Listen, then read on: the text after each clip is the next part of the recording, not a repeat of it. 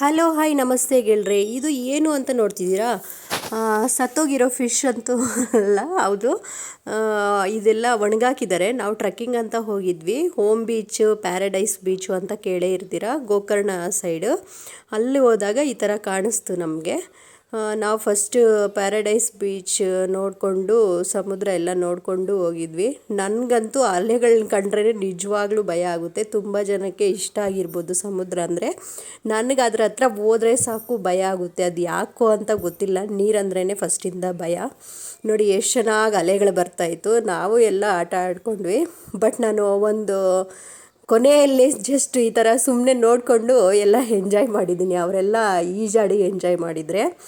ಮತ್ತು ನಮಗೆ ಹೋಮ್ ಸ್ಟೇಯಲ್ಲೆಲ್ಲ ಈ ಥರ ಫುಡ್ಡೆಲ್ಲ ಇದು ಮಾಡಿದರು, ಅವರೇನೆ ಪ್ರೊವೈಡ್ ಮಾಡಿದ್ದಿದ್ದು. ಬುಕ್ ಮಾಡ್ಕೊಂಡು ಹೋಗಿದ್ವಲ್ಲ, okay, not good not bad ಆ ಥರ ಇತ್ತು.